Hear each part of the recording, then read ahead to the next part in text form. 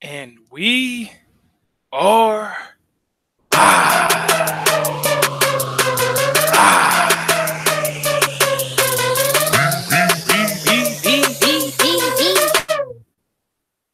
we want the gold, sucker.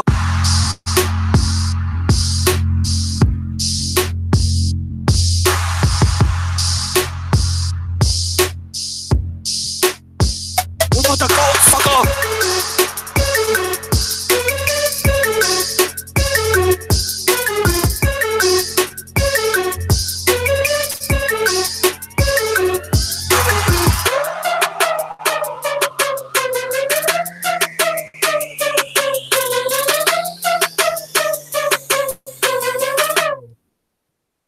And what is up, you guys? It's your boy Ben Goose, coming back to you guys. We've got a good show. Hope you guys had a good summer. I'd be remiss to say I didn't have a good summer, but I'm excited about today's show. It's been a while since you had the tag team, no biceps injuries here. Since you had the dual action, the dual pump, like the dual pump shotgun, the tag team. We are back. We had the summer solstice. We had the great debate. We had Abu Dhabi on the show. Man, but I got to say, I'm happy to be back from our great debate and a special guest. And with my boy, Sage Mock. What up, Sage? Oh my God, I'm the special guest referee. What up, Goose? Your boy Sage the Mog back from the grave. It's been like 3 weeks, but it's okay because I got the Sprite in my left hand and I push the button because I don't want to hear nothing. Something with you when you press something. This is how we go when we in the studio. Freestyle with Sprite, yo. That's how the rest goes. First things first. Obey your thirst. All right. Was that all the original just said? Yeah, man. That's like all back in the early 90s, man, or late 90s, man. Yeah, that was good. That was good. So I got to say, let's start off, recap real quick. We'll be real brief. Got a lot to get into today. Got to admit, your great debate. At first, I thought, wait a minute. Well, I'll tell you this. When you said Shawn Michaels wasn't that great of a wrestler, I had about 4 people blow me up, text me, what is this dude talking about? Especially since we were in San Antonio. That's like saying Tim Duncan's not that great of a power forward.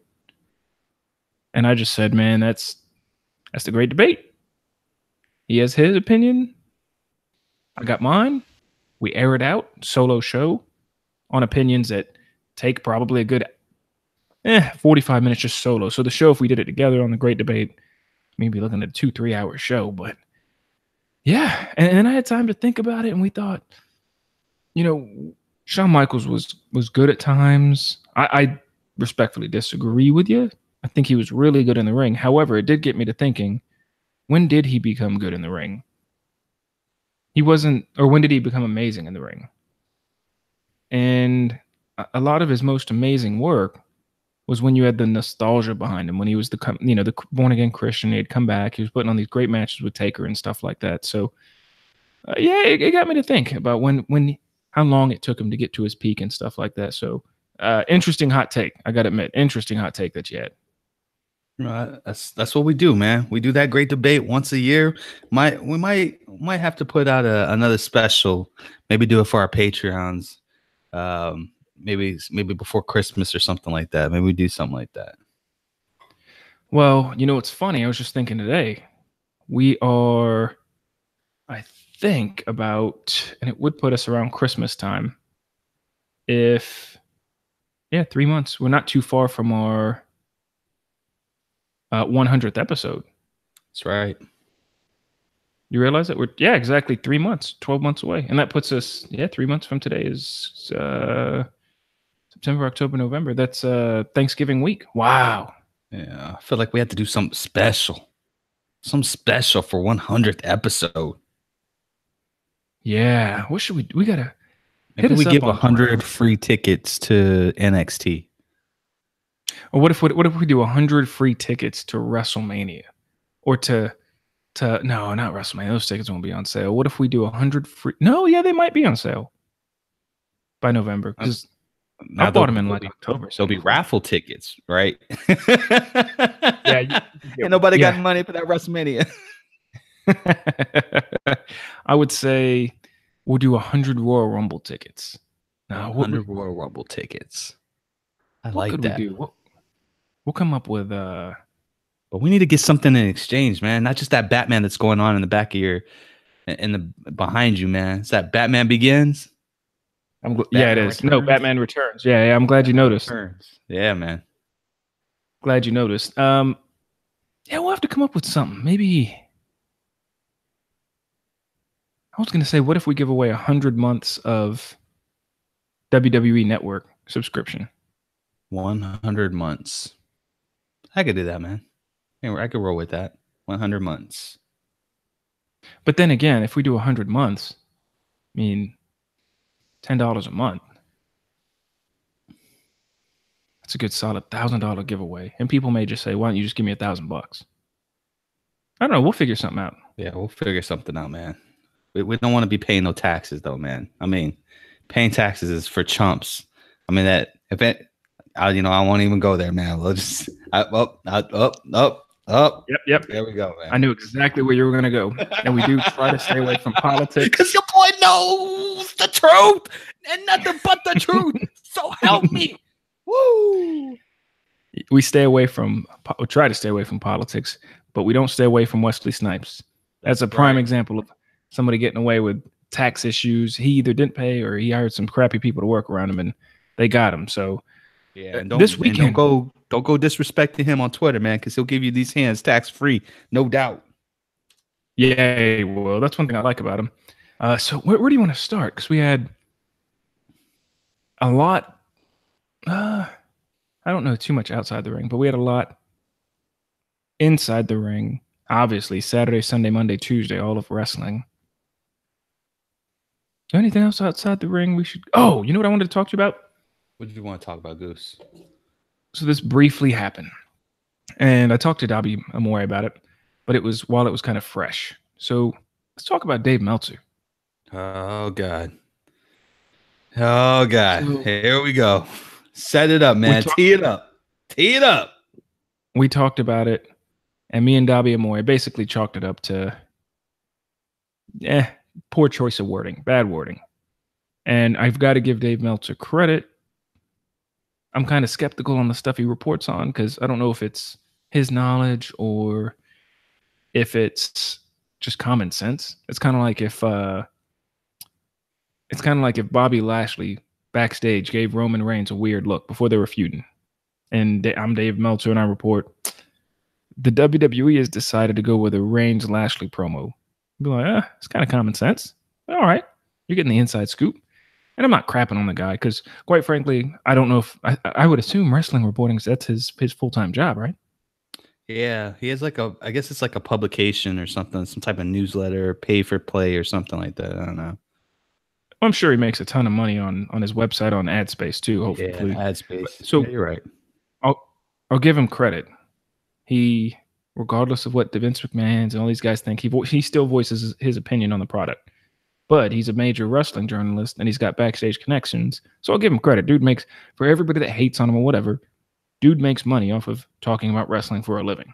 And the biggest name to do it. And I'll give him more credit because I don't know if you saw him on Twitter. He owned up to it and apologized. Did you notice that? That's debatable. He owned up and apologized after Prince Pretty put him on blast, bruh. Prince Pretty came out. I think Kofi did too, or Xavier or somebody too.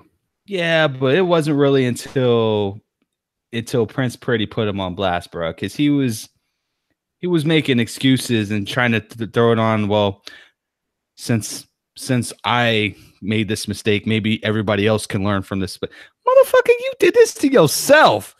You did this to yourself, son. Come on, man. What is the first rule that your mom ever that taught you when you was growing up courting a lady? You never talk about her looks. And you never talk about her weight. It's just simply off limits, man. Just freaking off limits, man. Don't try to turn this onto the community as the community has this problem. No, man. You said those words. Those was your words. You live up to it. You own it. Don't make excuses about it. And don't try to turn it on everybody else after 3 people tell you something to begin with, man. I'm done with this dude. Yeah, it was a total. He didn't respond to, if I remember right, he didn't respond to Peyton, the O'Connors immediately until a couple of others voiced their opinion. But there's two things I learned very early before I even knew about the beauty of a woman. And my mom raised me and said, you don't ask a woman about her weight, you don't make comments about her weight, and you never ask a woman their age. Those are two things, no matter what you do, you just don't comment on. I never did it. I found out sly ways to do it. Like asking what year they graduated from high school. Oh, hey, you went to high school. Didn't I go to high school with you? Were you class of 2001 or was it 2000? Oh, no, I'm class of 98. Oh, all right, cool. That makes you this old. There's tricks and ways to go about it. Yeah. How much do you bench? Is there... That's it, man. No kidding. So is there a way... That's almost like the somewhat acceptable double standard we have in our society, right? Where don't talk about a woman's weight, sensitive issue. But if I could say, you know what? I felt like Randy Orton wrestled better when he was slimmer version of Randy Orton. And I'm making that up. I'm just using it for example's sake.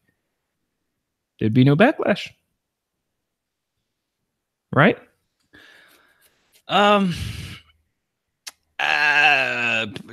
It wouldn't be as bad. I would give you that. I don't know if I would really call it a double standard. I mean, I know on paper it's considered to be a double standard, but I think it would be different if you were talking about like, I don't know, like who's that guy from NXT, man? The Bullfit guy, the Bull Dempsey. Yeah, Bull Dempsey. Yeah, like Bull Dempsey, for instance, man. Like I thought Bull Dempsey when he first came out on NXT, he was great, man. But if you made a comment about his weight, like, oh, the only reason why he's not going anywhere is because he gained 50 or 60 pounds, then, I mean, to me, that's kind of disrespectful. It's different, like if, let's say they were injured, they came back, and it looked like they didn't work out at all. And with something we've discussed before, like a big cast, come back from injury, still looking like a slob. From that perspective, Cassius, to me, that's different. Like, to me, that's different. But I don't know, man. That's just me, man. Like I said, man, when it comes to the ladies, and you could call it double standard or whatever, man, I just call it common courtesy, man. You don't talk about the weight, period. There's much more things you can critique in the ring, right?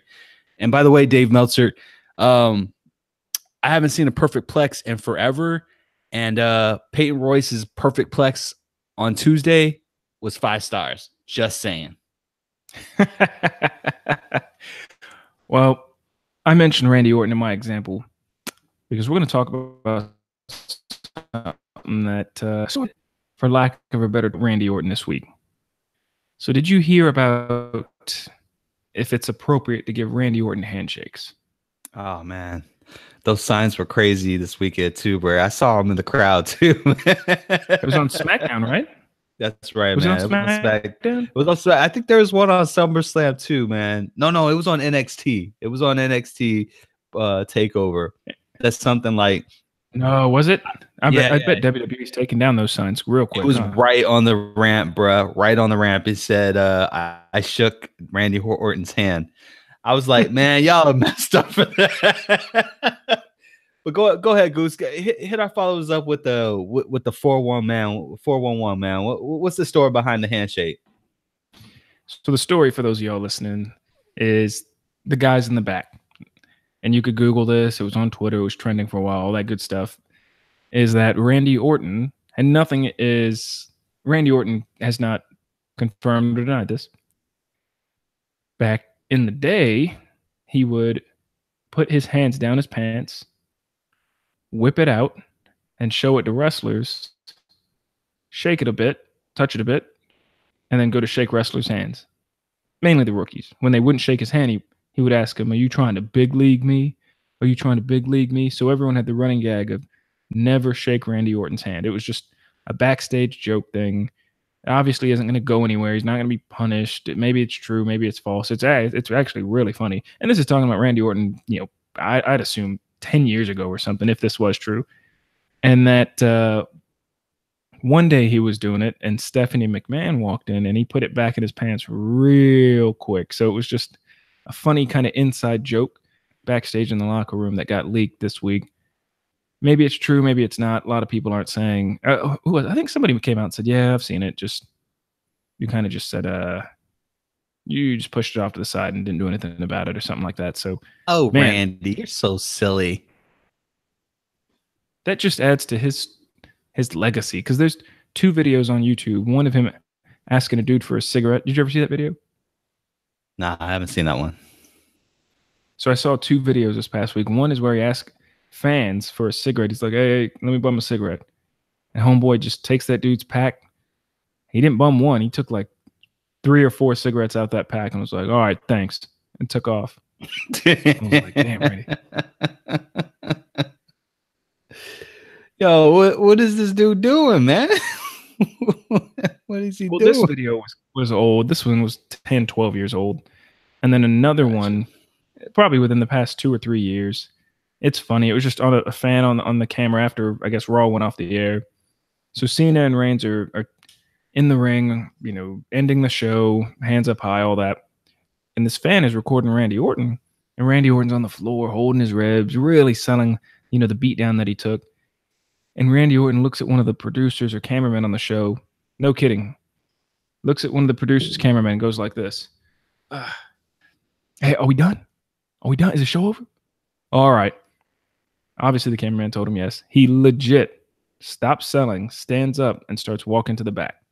And then he just grabs an elbow like, "Oh, let me just kind of half-ass sell this thing while I walk to the back." Kayfabe is dead, baby. Dead. Dead. Yeah. Oh, it was funny, man. Dude, but I like it because it adds to the, man, this guy's an asshole. Like, it adds to his character and who he is. Maybe it is kayfabe. Maybe he is kayfabing us, like keeping it. Hey, you know what? I'm an asshole. I'm in the gimmick 100% of the time. And it just, to me, and he's said on podcasts before that he loves playing the heel. He's not a big fan of playing the face. So it just adds to that. Man, this Randy Orton guy's a prick. I can't stand this guy. And I'm saying that from like a character standpoint.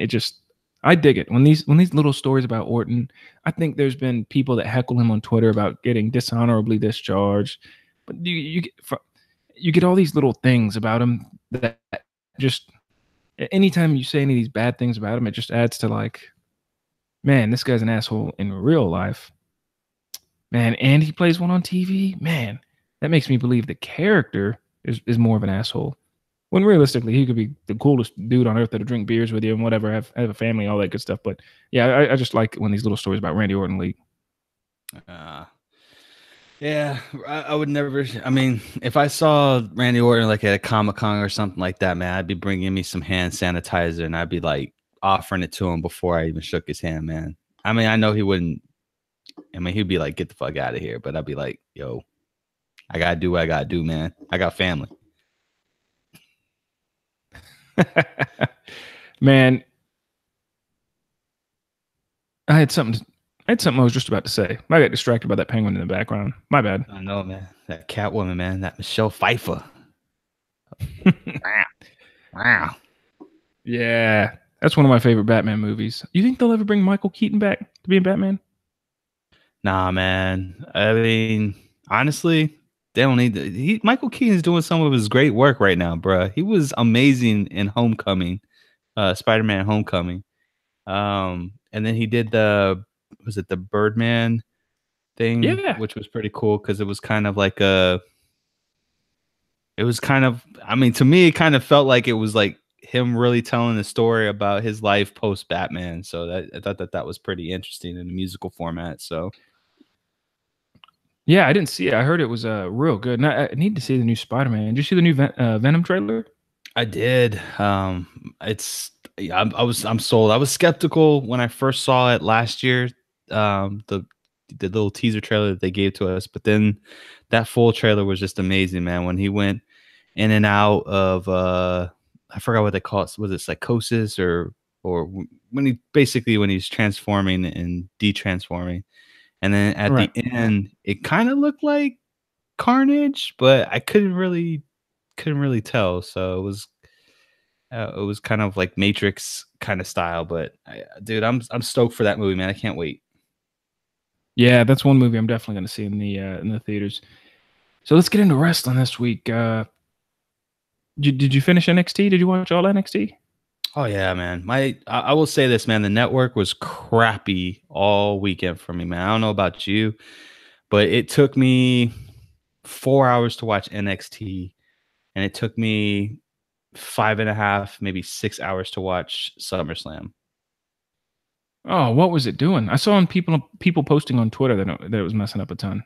Yeah, man. Like it was like every 3 minutes it would like, and I kid you not, I'm not exaggerating this, but every 3 minutes it would either buffer or you would get like an error message, and then you would have to kind of restart it over again. And then like 6 minutes would come and then buffer, and then 3 minutes would come and then it buffers. So it was a flipping nightmare, man. But I eventually got through them all. I ended up rewatching them in one sync, and I've got to say, man, bravo to WWE, man. Overall, I thought NXT and SummerSlam was probably one of the best 1-2 combos that we've seen in quite a long time. Usually it's just NXT by leaps and bounds, but yeah, they did a pretty good job. I mean, I have little small critiques here and there, but more along on the SummerSlam and the SmackDown side. But overall, I thought it was really great presentation between the both of them. Yeah, same here. I think WWE did a stellar job this weekend. Major event in SummerSlam and major event in NXT Brooklyn. I dig it. If I had to, one thing I was on the fence about SummerSlam in general was there was quite a few squash matches, kind of like one-sided matches. The Kevin Owens match, the Ronda Rousey match, Bludgeon Brothers match.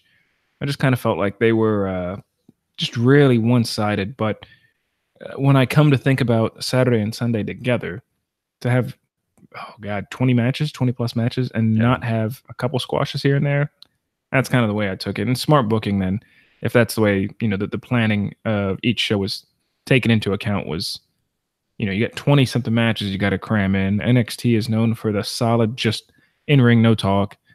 And you got to build in the entertainment factor. So, and the wow factor here and there on SummerSlam. So it was good. I think my moment of the weekend, and this was simple, was Velveteen revealing his pants.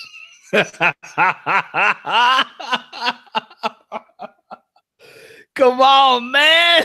What was you doing, Velveteen? You know what you was doing when you come out with the pants, son. Jeez.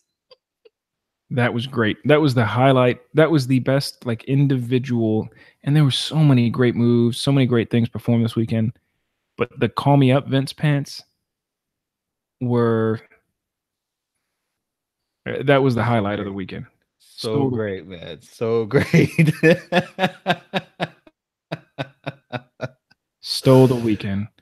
I freaking marked out when I saw that, man. I was like, it's funny because it's so we're almost accustomed to just seeing something just outlandish from Velveteen every time he's on pay-per-view, man.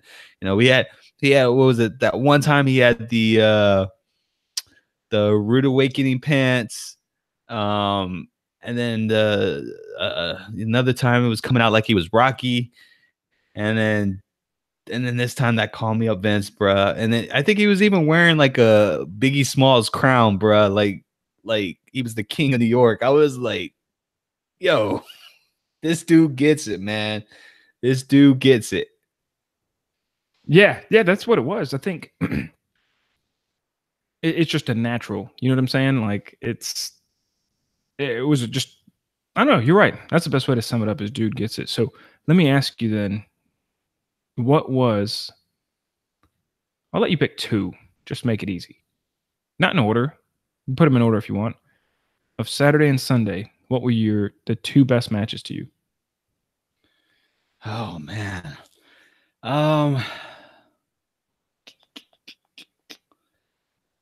Shoot.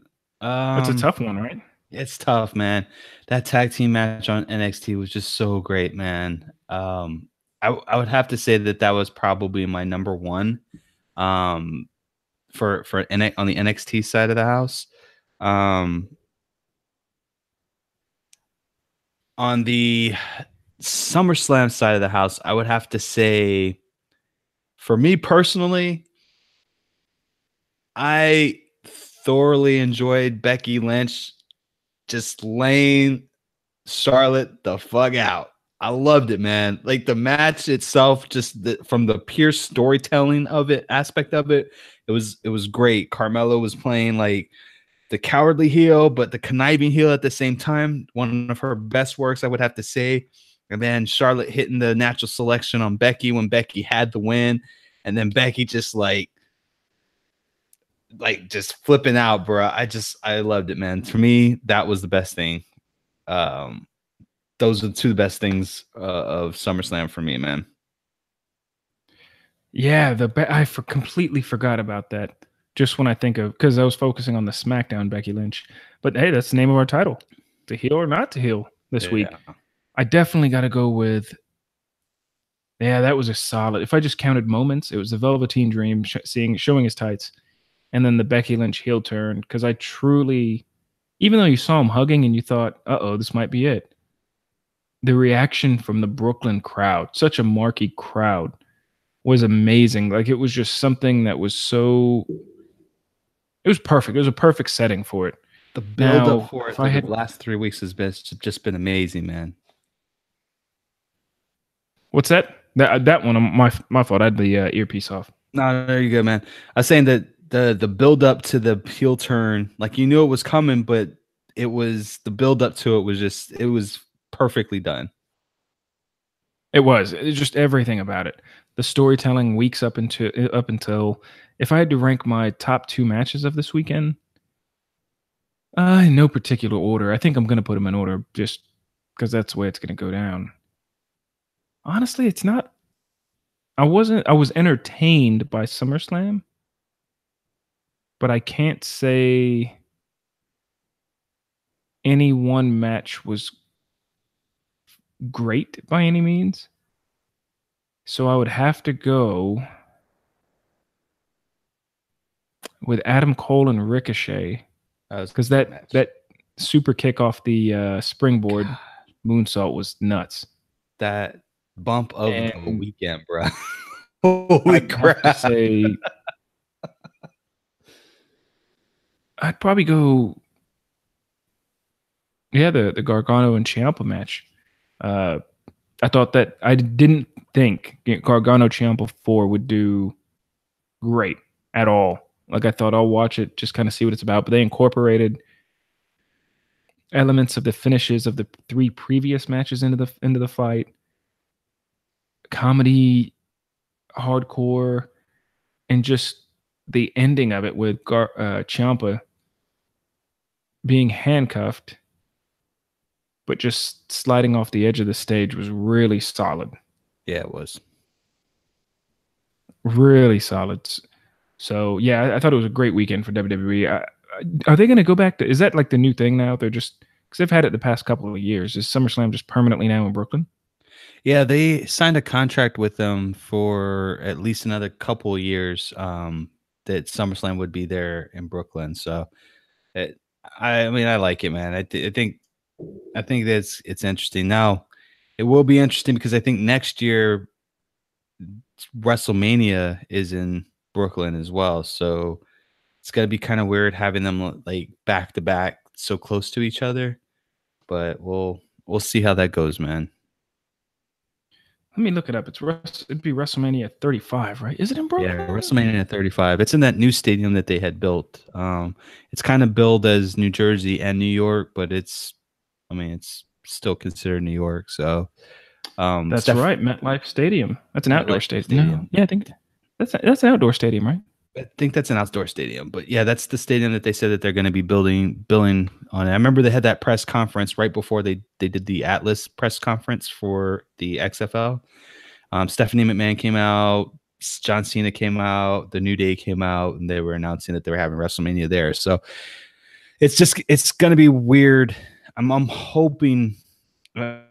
I think next year they're going to have SummerSlam there as well, but it's going to be weird if they do. I don't know. That's just me. Well, you never know. I mean, it's New York. It's such a major market that they could get away with doing it.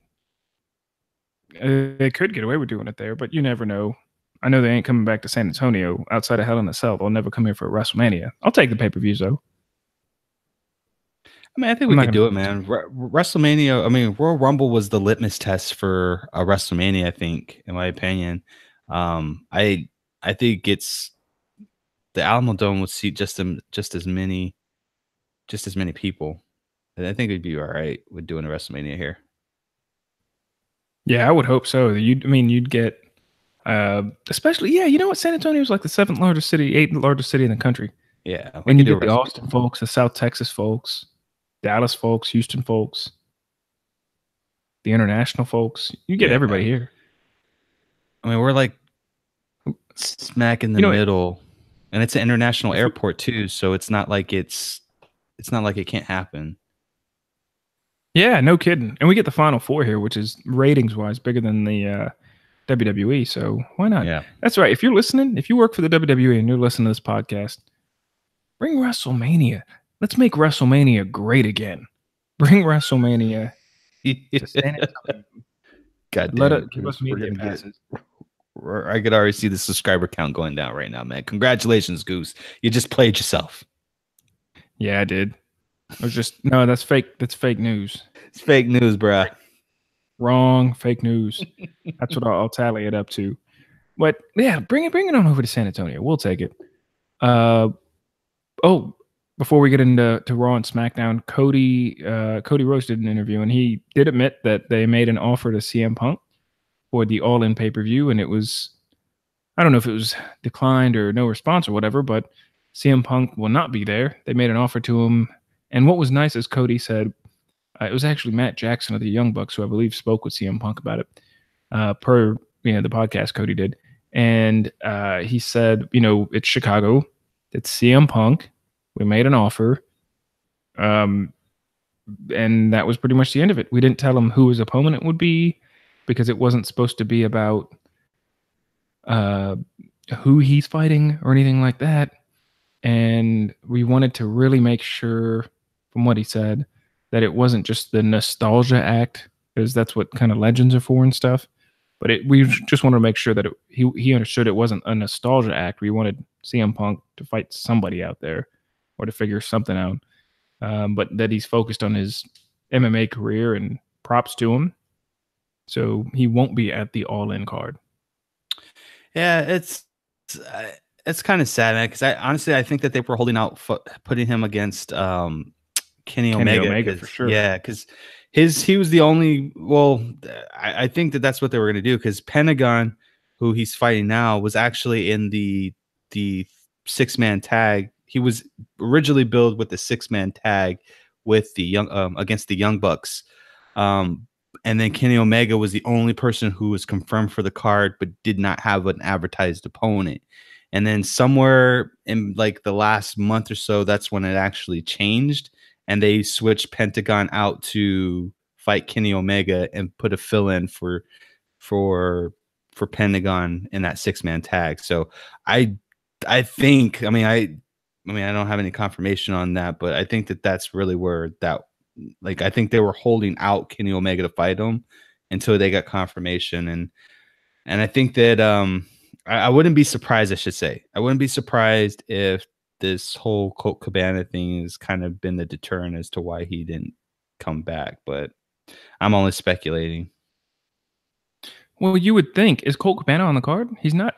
Or is he in the Battle Royal? Not on the. No, actually, I can't say that. I think he is on the. I think he's during the pre-show. I think so.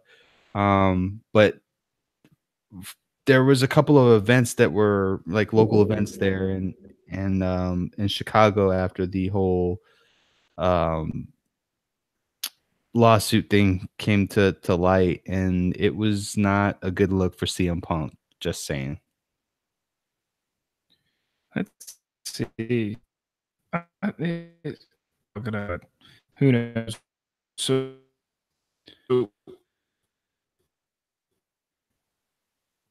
that's a thing floating around, going after CM Punk. Me and you understand, respectfully. It got me to thinking about our podcast. Actually, we understand contracts and lawsuits. Matter of fact, you could argue that that's what you and I do for a living. We look at the chances of people getting sued and if it's going to happen or not. And then we say, here's some money. Maybe the chances of you getting sued are low. So there's less money involved. Or the chances of you getting sued are high. So there's more money involved in our line of work. So let me ask you, the CM Punk, you are caught up on it, right? I mean, there hasn't been anything in the past couple of days, just other than the fact that there's a lawsuit. I'm pretty versed on what's going on. Okay, so these guys, me and you texted about this, but I kind of want to dig into it. Let our fans listen to what we were texting about. Okay. So let's give some background. Colt Cabana suing CM Punk now. Kind of like a plot twist. If this was a movie, this is a hell of a movie. Plot twist. And Colt Cabana is basically saying CM Punk said, I'm going to pay your court fees. Pay your court cost. I'll take care of it. I'll pay for it. Whether it was through text, phone, in person, whatever. But either which way, there was no contract between the two. So at this point, it's just a gentleman's handshake. My argument to Sage was, hey, look, what kind of person agrees on a gentleman's handshake? So it got me to thinking, Sage and Mark, we have a podcast. We talk about Patreon. We have followers. We have over 2,000 downloads, thanks to all of you guys. Over 2,000 downloads just in this quarter alone. 4,000 this year. Of all time, 10,000 easily. But say something comes up and I tell Sage, I'm going to say some really offensive stuff. I'm going to say some bad stuff today. Tell some bad jokes or something. I'm going to offend somebody. We get sued or we get a cease and desist. Say we're bad-mouthing WWE or something. We get a cease and desist. I ignore it. Sage doesn't. We get called into court. Sage and Mark and Ben Goose. And I say, Sage, you know what? Don't worry about it. I got you, man. I'll pay for the court cost. Don't worry about it. When we're talking, when you get that first legal bill, and in the reports that are out there, he's got, Colt Cabana has $500,000 in court costs, which, obviously I don't know if he could afford to pay it or not. I assume not. But $500,000 is a good chunk of change to any natural human being. If you get that first bill, Sage, assuming that first bill, it's after a quick consultation with your lawyer and it's, 8, 9, 10 grand. You're instantly going to call me and be like, hey, give me that 8, 10 grand right now. Am I right? Oh, man. Yeah, I mean, God, I don't even know how I would want to attack this one, man. But like, if my buddy Ben Goosen, I know he's making buku's monies that I don't have access to, and he knows that I don't have that kind of cash, let's just laying around, but he does, and he offers to pay my legal bills, because he feels bad because it was his actions, his words that got us into this mess, and he wants to indemnify me for my expenses, and he tells me he's going to indemnify me for his expenses or for my expenses. Then I get like hood Sage, street Sage will be like, yo,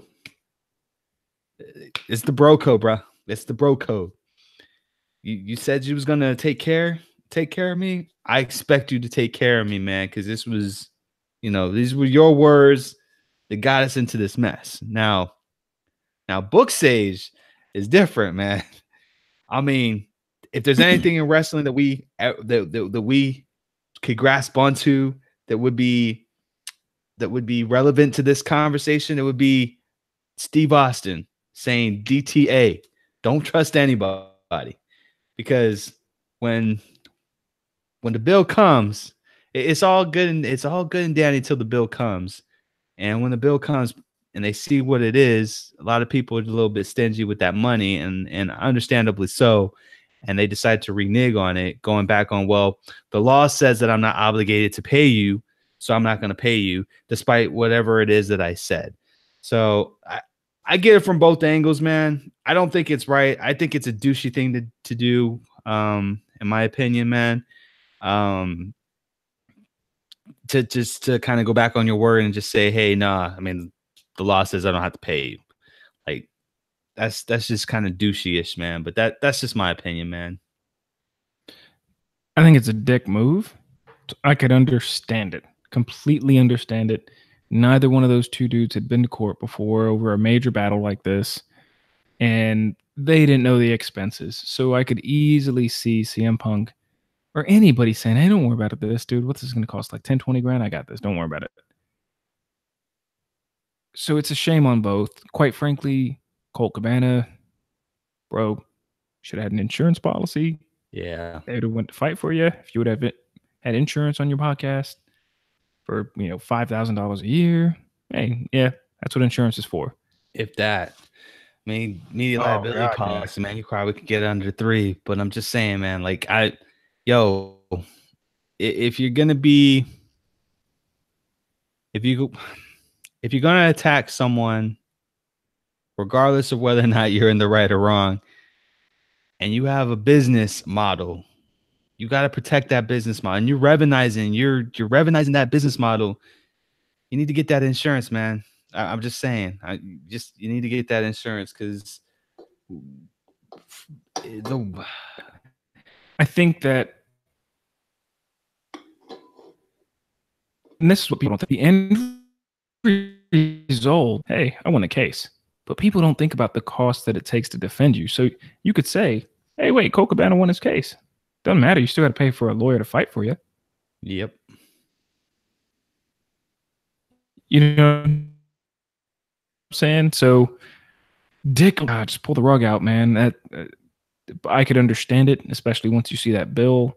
I completely get it. That's a lot of money. And CM Punk, I mean, think about it. He's done in the UFC. I hope I never see him fight again. He's all but said he's not going back to wrestling. So I don't know where he's making his money. I'm sure he's making money somewhere, but the money he has now in his bank account, he does with it. But I mean, that's the money that's got to last him the next 50 years of his life, 60 years of his life. It's just like NFL and NBA players that, retire at 33, 34, whatnot. Whatever money they made, that's the most they're going to make. So they got to save on that money and make it last for the next 60 years. You know what I'm saying? Yeah. So I think it was a dick move, but money, man, all's fair in love and games except for money. Money's the root of all evil, and this is a prime example of it.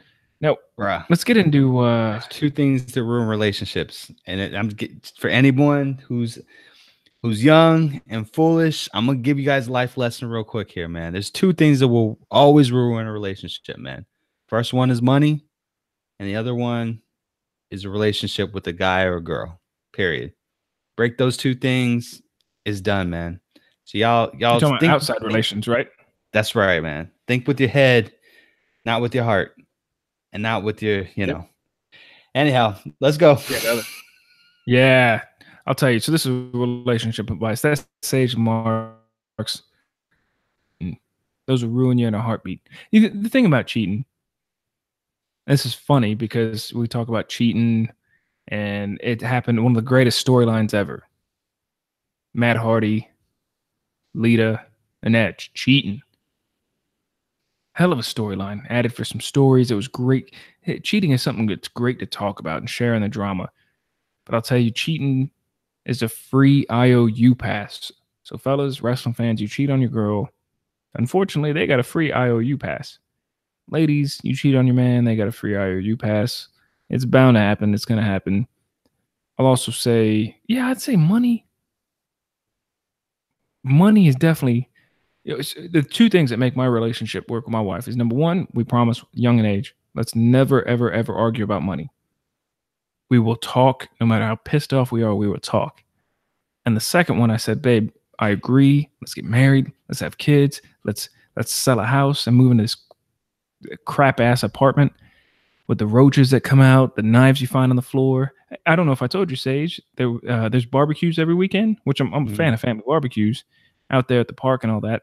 But there is probably 35 damn Swisher Sweet wrappers left around because they don't throw their trash away, left around, and you could only guess what people use Swisher Sweet. Swisher Sweet's for. There's about 20 Swisher Sweet wrappers laying around. Do your thing. I don't mind. I don't mind. Don't bother me. Won't bother you. Have a good time. It's a barbecue, but please pick up your trash. High or not, pick up your trash. But me and my wife said, don't argue about money. And then I told her, I pulled down my pants. She said, what are you doing? And I turned around and I said, you're going to join a club. This club has to last us for life. You're going to kiss my ass, you son of a bitch. You know, goddamn well, you son of a bitch. You, Mrs. Goose, and look, my ass can do tricks. You get down and you kiss my ass. And that's how it went down. Then, hey, we got married, had kids. And I got a podcast. I'm ask her to tell me that story, bro. No, don't do that. Don't do that. Don't do that, please. Old Ben Goose and being alone. Let's move on. That's it, man. Raw or SmackDown this week? Which show of go ahead. Raw or SmackDown? I'll let you go. Raw or SmackDown? Which one was a better show this week? Oh, SmackDown, hands down, man. Disagree. Why do you think so, bro? Where to start, man? I mean, where to start? It was nonstop action. Booking was great and solid from beginning to end. You got a continuation of Rusev Day without it being considered to be stale. You had Jeff Hardy just going like all out on Randy Orton, which was, amazing. We had the brawl between the ladies. There was like literally no fluffer in the entire match or in the entire program whatsoever. The only thing that Raw really had going for it was literally the Shield coming out, which I think it was stupid. Yeah. We'll get into that. I think the way they used it was stupid. Like it was just dumb. You're calling yourself a fighting champion. You take on all comers. You had someone who respectfully said that, hey, after your match, I'm going to cash in. He gets screwed out of that cash in. He waits till the match is over and the main event, and then he has his buddies come and take him out to defend him so that he doesn't have the opportunity to cash in his title. It's not really a fighting champion to me, man. I think it was a waste of the Shield. I do. I mean, where's this going to go from here? We're going to get a 6-man tag and another pay-per-view without the Universal title being defended, although it's on someone who shows up every week. I might as well give it back to Brock Lesnar. I'm just saying. Wow. Hot takes from Sage the Mark. I'm pissed. How you gonna take it off from my boy Brock Lesnar, which I know was the right decision, and then you're gonna come out and you're not gonna let Braun take his check? Let's go. So I loved SmackDown was not bad by any means, but I thought Raw was good. But let me tell you why. One thing that both shows did this week is they started to set up the Evolution pay-per-view, the all-women's pay-per-view. I'm under the assumption we may get Becky Lynch versus Charlotte. I think it might even be in the main event of the all-women's pay-per-view. That's what SmackDown kind of set up. They also set up... But they've been setting it up for weeks, bro. Raw is just now starting the Evolution pay-per-view, but SmackDown has been setting it up for 3 weeks now. They have. You're right. You're absolutely right. We get that. I think that's going to go down, but I think we all but got confirmed that Maurice is going to fight Brie at Evolution. They're going to have a mixed tag match at Hell in a Cell, so nothing's been confirmed between. I don't think anything's been confirmed between them two at Evolution. Okay, I think that's where I thought they were going with it. Yeah, but I thought that that wasn't as exciting as Ronda Rousey versus Stephanie McMahon, which is obvious at this point for Evolution. Yeah. And I think Stephanie's probably going to go over on Ronda Rousey, but I'm just saying. Yeah, I think it would be interesting because that storyline there with Ronda Rousey versus Stephanie McMahon, which would probably be for the title. And you have Triple H is known for burying people. So is Stephanie going to bury Rousey? So you got that kind of storyline built in. But I'm going to say Raw. I really liked Raw this week. I know I don't put Raw over SmackDown all too often, but I thought the Shield reunion was awesome. So the only thing, so I loved it. I've said this before on the show. I don't often sit on the edge of my seat, but during that main event, first off, Finn Balor and Roman Reigns was a great main event, and the match happened. I thought Finn was actually going to win at a certain spot, but Braun coming out to interrupt was an added, man, oh, this is exciting. What's going to happen? And I honestly thought when Braun came out, I thought, okay, Finn's going to win it and lose it immediately. And that'll be kind of like Finn gets pushed because he had it for a minute, but it's not really a loss for him because he lost to Braun right afterwards. So when I heard the Shield, the first thought that came to my mind, I know you didn't like it, you said you didn't like it, was to the three of them now that Ambrose is back. And by the way, Ambrose looks amazing. It was more of, hey, you don't hit us while we're down.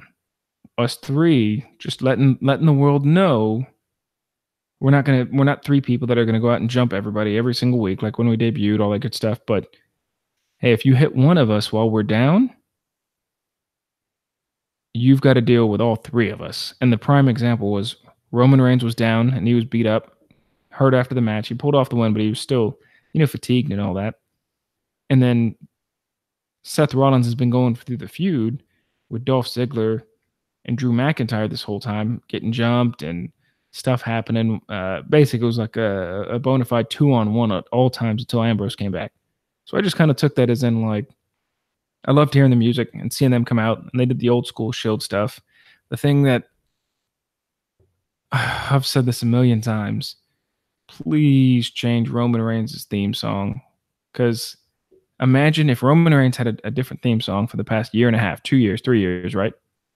When you heard that Shield music, the pop, the thought would have been 10 times bigger. It's like now when you see the NWO come out, you love hearing that NWO theme or that Hollywood Hogan, Jimi Hendrix Voodoo Child theme. You know what I'm saying?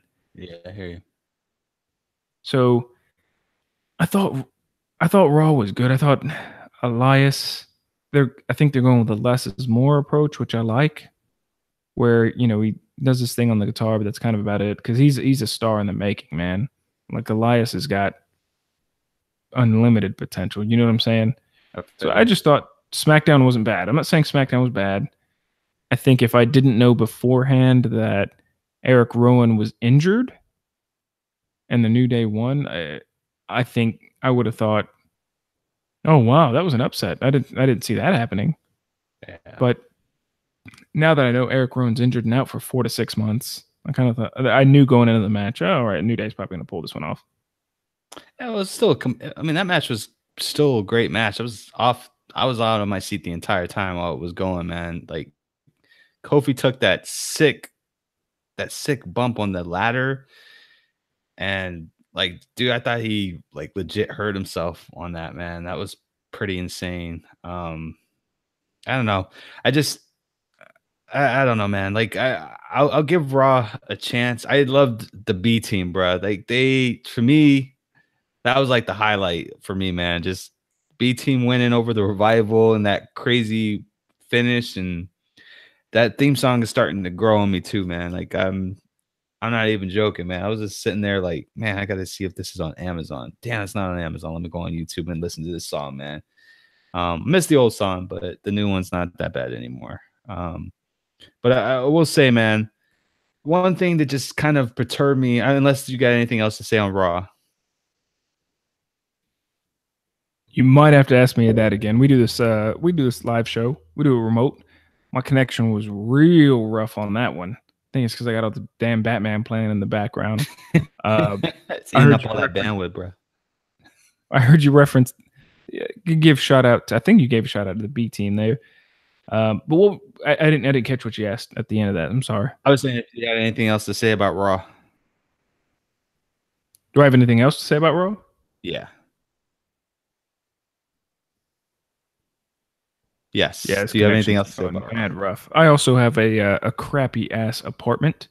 So all these people, maybe in apartments, maybe the bandwidth, I need to go read the terms of service. Maybe I need to go read my contract that says if yo black white Indian ass has a podcast, we're putting a bandwidth cap. Maybe that's what it is. That's They probably put a what it is, bandwidth cap on this apartment that says, you know what, if you're gonna do a podcast, we're intentionally gonna cap you after what 1 gig, which is 10 the first 10 minutes of our show. Maybe that's what it is. Nah, it's all good, man. So going into SmackDown, man, and this is probably going to be like the topic of the week for me, at least. The most thing that I will tell you coming out of the gate, and I was post checking social media before SmackDown came on the air. Everybody wanted to see what Becky's promo was going to be, and I got to hand it to WWE. They made us wait for it, man. They made us wait for Becky Lynch, and it was amazing. Her promo was awesome, and I said right before she even delivered her promo, please, whatever you do, do not let her turn on the crowd, because she doesn't need to. Her storyline does not require her to turn on the crowd. She doesn't need to be turned heel, because this is not really a traditional heel moment.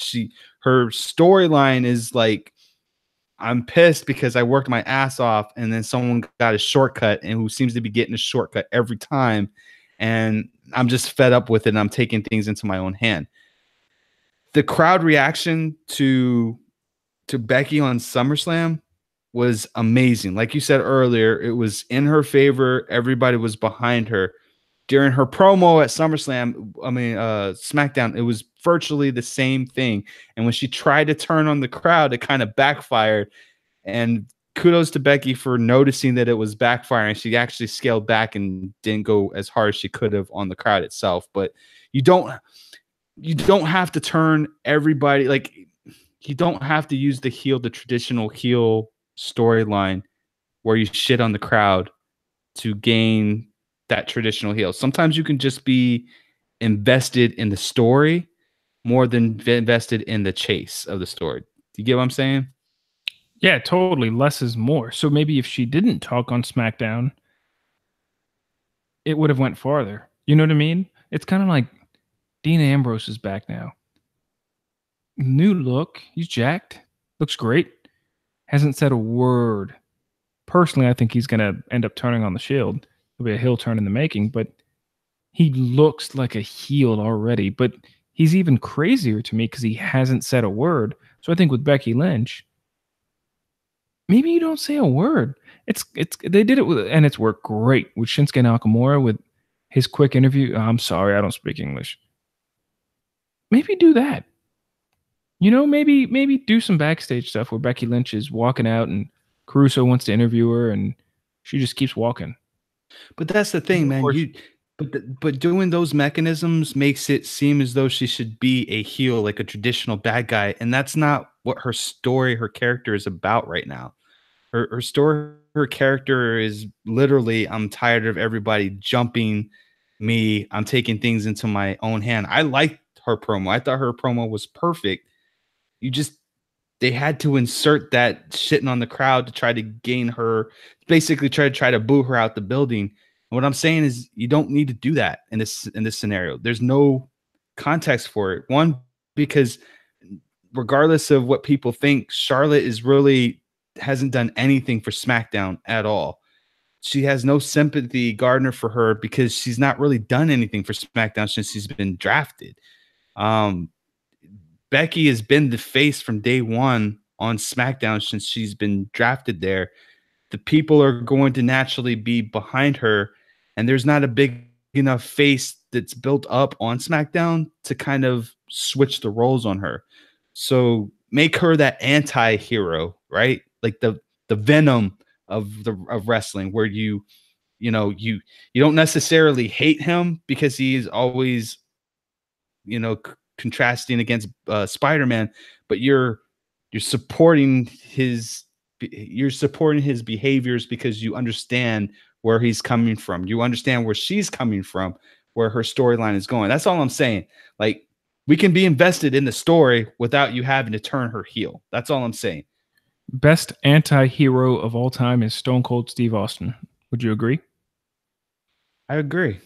That's what made Steve Austin, his feud with Bret Hart, it made him huge. Then that's and he didn't shit on the crowd. That's perfect. You were exactly right. And he didn't shit on the crowd at all, man.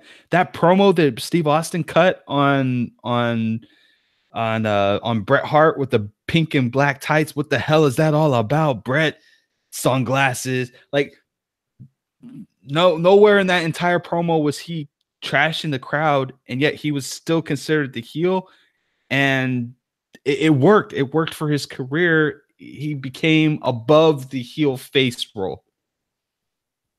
Yeah, I agree. Great point, Sage. I didn't think about that you can get over as a heel by bashing the good guy and not bashing the crowd. Because when I think about bashing the crowd, I think of Elias. He's a big heel right now, kind of maybe 25% face.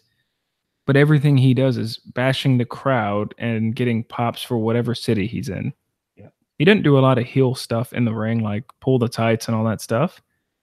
So you bring up a great point. I think the longevity is in my opponent happens to be a face and I happen to be bad-mouthing them. And that is what makes me a heel. Yeah, and they have history, right? And that's the story that you're trying to sell. You're trying to sell their history and why she's so upset, right? Let it be about that, and let it be about that only. That we don't need anything else. So I'm totally invested in this storyline. I think this is probably the best storyline of SmackDown going right now.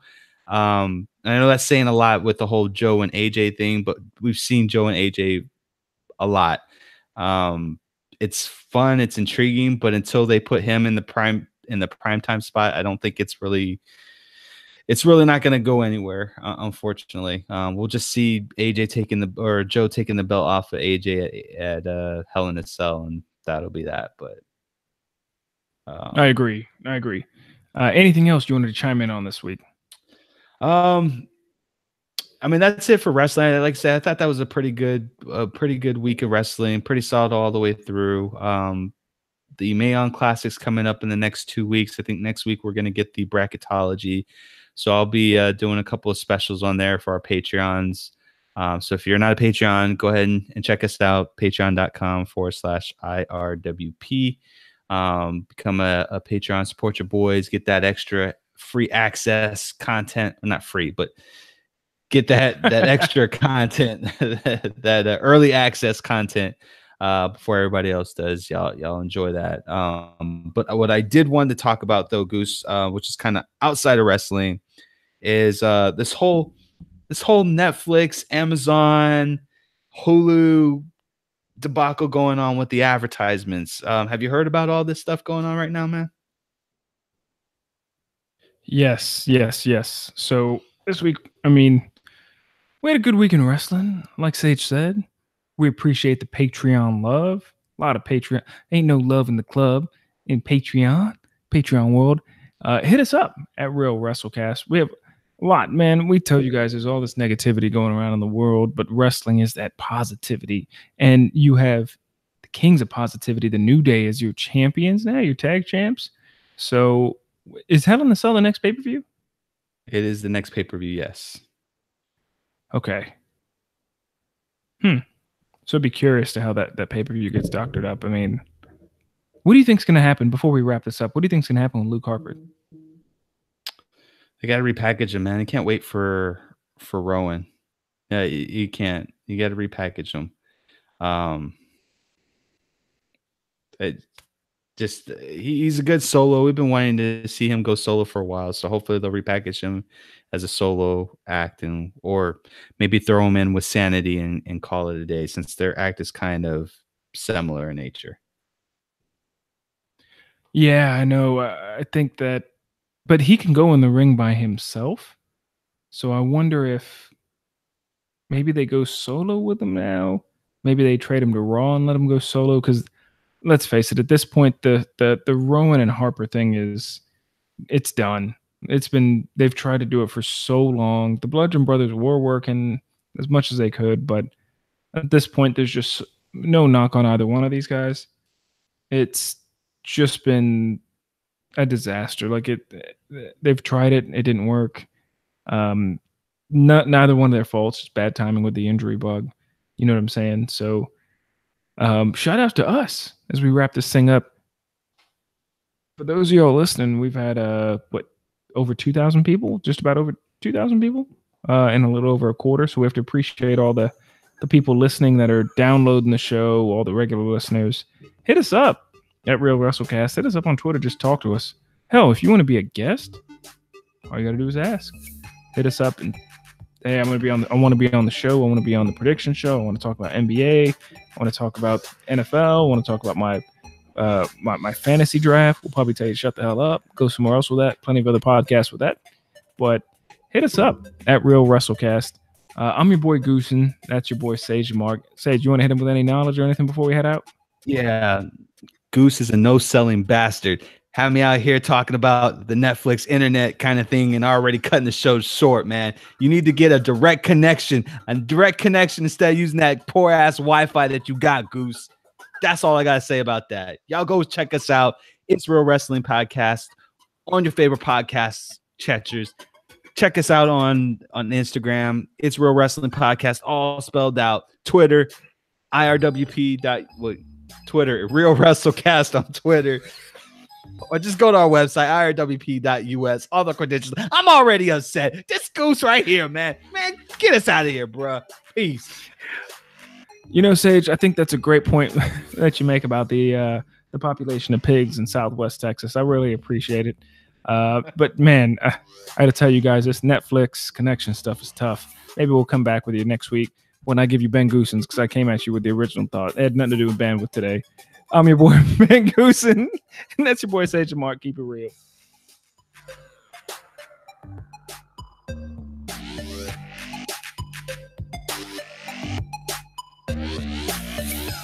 Hey, it's your boy, Ben Goose, and the thoughts and opinions today are that of the host and not of the IRWP. Again, hit us up. Hit us up. The easiest way to find out anything you need about us is at Real WrestleCast, at Real WrestleCast, at Real WrestleCast, at Real WrestleCast. Hit us up anytime you get a chance. We do respond. Hit us up in the DM if you want. We do respond. And if you want to be on the show, all you got to do is let us know. I'll let you boys. Ben Goose and Sage Mark, we out.